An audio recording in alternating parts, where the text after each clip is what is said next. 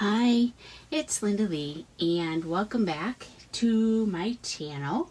It's been a little while since I put something up, so I wanted to do some eco dyeing of some fabrics today. So while I was kind of moving things around in my room, there was also some stuff I wanted to coffee dye. So that's what I'm going to do right here, right now, is coffee dye some of the vintage fabrics that I have. They're all older. They've either been in my family or they've been thrifted from like an antique shop. But anyway, most everything that I'm gonna coffee dye. I've already got some coffee in like a 9x9 little baking dish here. It's not a whole great big old production. I'm just gonna dip it in and squeeze it out. And then we're going to hang dry it, and then I'll show you what they look like all nice and dyed. But this is a piece of a vintage pillowcase, the little blue. This here is from a sheet. So this one is vintage as well. This one has been in my family. I want to say my mom had it before she got married, and so this is pretty old. That I've kind of torn up in pieces and in strips, because I thought what I could do is stamp, in between the flowers, and that way I have little labels or tags. And then I have, this is some of the pieces that were just stitching some of the fabrics together on this here, which was a pillow sham. And then I have a couple pieces of little eyelet. And you might have seen, well, if you've watched my eco dyes, you did see some of this that I put in one of my eco dyes. And it's got all kinds of little leaf prints all over it. So it's pretty cool. And then the only other piece that I had that I've been wanting to do, but I haven't done it because it's just this. This is a cuff from a shirt, and these are actually French cuff holes. So what I want to do with this is to make a bracelet, really, and it would be a larger cuff bracelet, and I'm going to do it with laces and vintage fabrics. But I've been meaning to dye it for some time. It's just been floating around and it keeps getting moved from side to side, so that's what we're going to do today. I already have some coffee in here. I diluted it down. It was 1 cup of coffee, and there's like 2 cups of water in here right now. I know that I have more fabric than liquid, so I have some of the extra coffee from my little pot and some water in case I want to, dilute it down a little bit. But at the same time, we're just going to dip it in and take it out. And then I'm going to dry it, and that's how you coffee stain fabric or tea stain. And then later I'm going to do some of the eco dye stuff. So I didn't know, this water is like room temperature, and I didn't know how dark it would be. That's kind of why I diluted it, because I didn't want it really dark. I just wanted it not so bright white. You know what I mean? So what I'm going to do is I'm just going to layer up my fabrics in this water. And it's kind of scary because I'm doing this in my craft room and I got electronics all the way around me. So I'm just going to be ever so careful, is what I'm trying to say. And just let this stuff kind of soak through because I got it folded. So you can see that it's not real dark, which is really what I wanted. I just didn't want it so kind of bright white. This one had been yellowed over time, but it didn't really have the vintagey feel that I wanted from coffee. So again, some of the eyelet fabric. I'm just going to dip. See, isn't that cool? How pretty it is. And then when it dyes, it'll be a little bit lighter.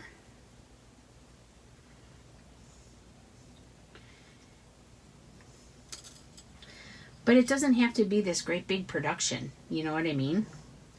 All I'm doing is dipping it in a little baking dish.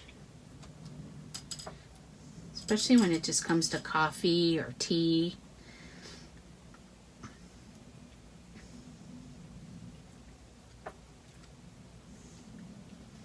Yeah, I'm going to have to add a little bit of liquid.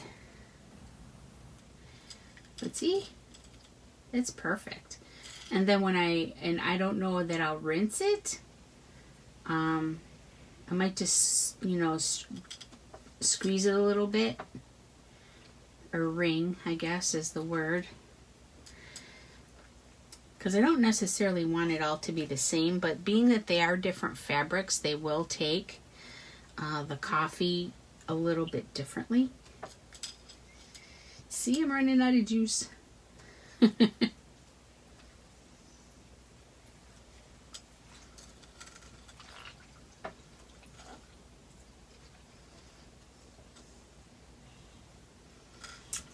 And then later, I'm probably going to just go out and harvest some fabrics, or I mean some leaves, so that I can do a little eco dye.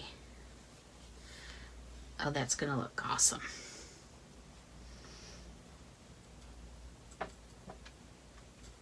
Can I get it?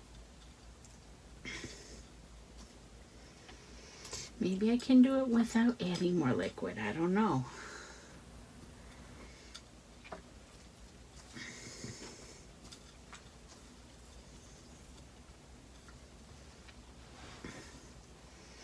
Well, it ended up perfect, I think.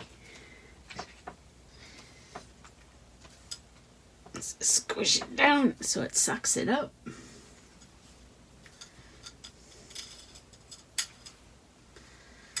Okay, so that's soaked all the way through. A little bit of variation. Awesome. Look at that. I hardly even have to wring it because I had to squish it so hard to get the coffee pulled up through it. All right. So, what I'm going to do is dry the stuff, and then I'll come back and show you how it looks once it's all dry.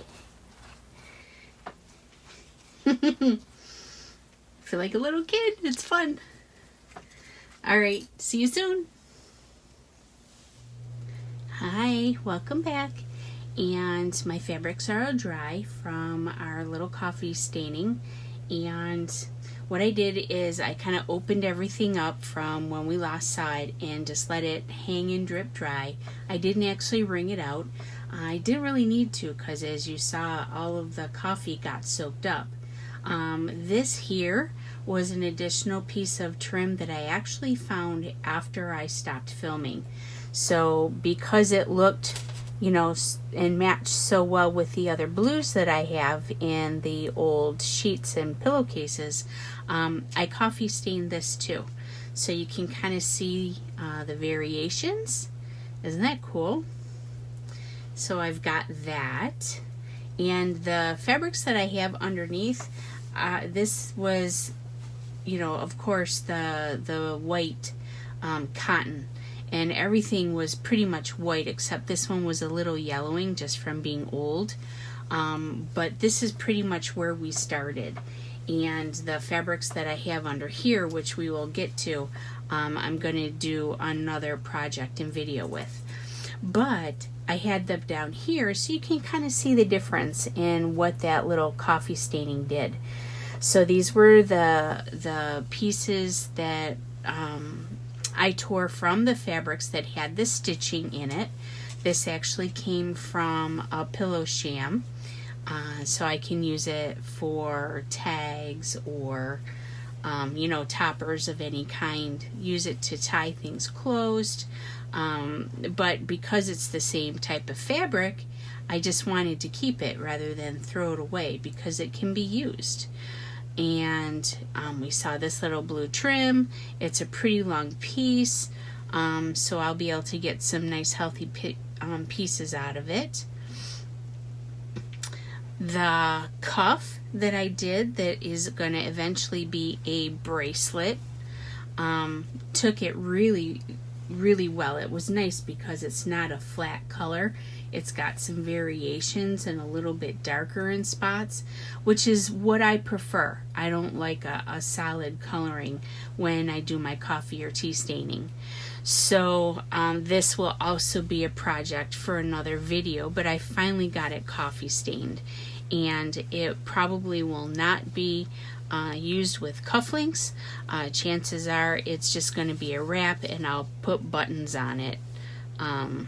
We shall see. Like I said, another project to come. These are the little strips that I had of this fabric here. So this particular fabric didn't dye as dark as some of the coffee staining did on the others, but you can see from the white it came a long way. So now it's got a little bit more vintage feel. So what I encourage you to do is don't be afraid, to take the different fabrics, even if they're not old, even newer ones, because that'll help make them look more vintage, just by dipping them in coffee or tea. And remember, this was coffee, but I diluted it, so if I hadn't put water in it, it would have been stronger, and this coffee staining would be darker. So I have a larger strip, and then these little pieces. And remember, what I'll probably do with this is maybe make some stamped tags.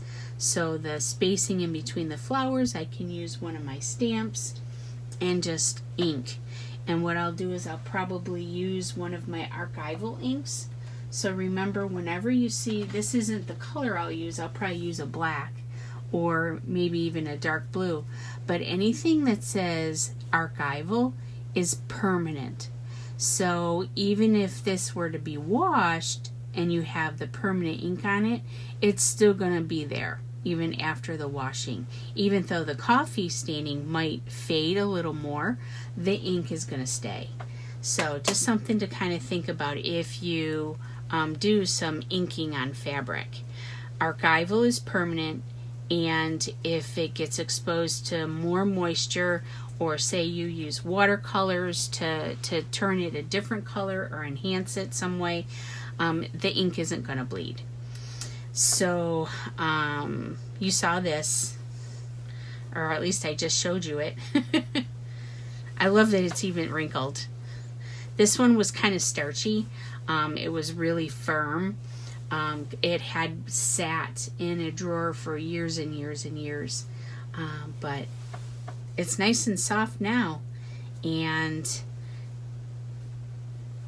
I love the color. So this was that pillow sham. So this was slightly cream. It was a lighter color than this yellowish sheet, but it took real well to the coffee dyeing too. In fact, it doesn't have a lot of variation, but I did see a little bit. I'm not sure what caused it. I kind of wish there was a little bit more, but I love the color that it turned out. So now it looks even older than it was. So again, even if this was something that was a newer fabric or textile, you can age it with doing it in a quick little coffee dip or tea. Here is the flowers. So this was a pillowcase. So this is a long piece as well. So there's enough here, and I tried to tear them in large enough pieces so that they could be used, as soft pages or cover, whether it be inside or outside. And then the white eyelet. Oh, this is yummy. Look what happened with the torn edge. Is that pretty? What I might do with these too is maybe potentially dip them again so that I get a little bit more variation, because I don't really have a lot of variation on this. It's beautiful though, so I don't even know if I'll use it. I might end up hoarding it. I don't know. It's always so hard once you get something and you fall in love with it to use it, right? So anyway, these are, other scraps from vintage sheets. This one is a little thicker and heavier cotton. So what I did is, this is just a long strip. I have it folded in half. And what I'm going to do with all of the fabrics that are under me right now is I'm going to do an eco dye, but just with fabric. So I'm going to layer up my leaves and flowers and roll it, and then drop this in the pot. So I've got this piece of white. It's got a nice torn edge. This actually was a finished edge, and what I did is I tore it up the middle.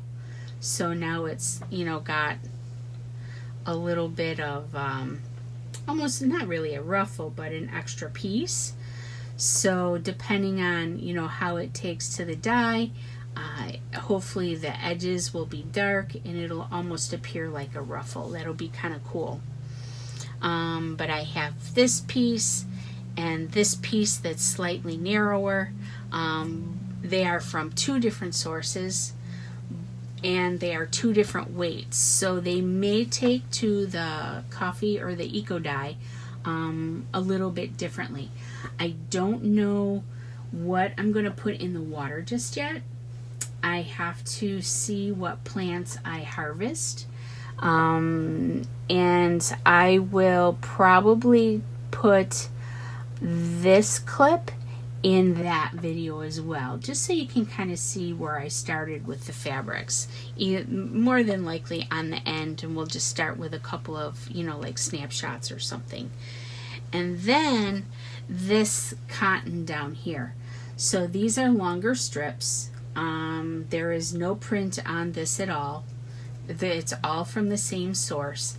And what I did is I just tore some strips, and I'm going to do the same thing. I'm going to put some leaves and flowers, and I'm going to roll it, and I'm going to tie it, and I'm going to throw them in a pot and just let them kind of simmer for, I don't know, 1 hour, 2 hours, just like I do my papers. I'm just not going to have any papers in this batch. It's just going to all be fabric. So a couple of long strips, and then I have this strip here, which was kind of a leftover piece. But again, I tried to have it at least wide enough. How wide are these? This one is 10 inches wide. So it could be used very easily, for a book cover or something, especially if you did it this way, because it's a long strip. So if it was at least 10, because most of our papers, when we fold them, a regular piece of like copy paper, this here is 8.5 by 11. So it overhangs, whether you stitch it so that it does overhang, or you roll it over and glue it onto like cardstock, a cereal box, or whatever. But once you fold it in half, then you have a regular, like coffee stain piece of paper size, like this Thesograph piece of paper here, just for instance. So, but these are going to be eco-dyed, remember. And then I have one big piece underneath that I'm not sure what I'll do with this one here, but I do know this one is very much like the other one. I think it's a little wider though. What is this one? This one is 12 inches. So I just wanted to have, a little bit varying size, so that, I have opportunity for different types of projects, or, somebody else might have it for other projects, because more than likely I will put these up in my shop, which I need to do a better job of, is putting stuff up in my shop. So anyway, now I have to go harvest some leaves so I can go on to the next project. So just remember, don't be afraid of your leftover coffee and dipping fabrics into it. because you get a lot of different results from the different types of fabrics that you use. And it makes them look older, like they've been, you know, kind of worn and loved and forgotten about, and then again remembered. So that's all I got for this video, and I will see you next time. And I don't know, we'll be making a bracelet out of this one or doing eco dye with this one. I don't even know for sure yet. But we'll see you then. Talk to ya. Bye-bye.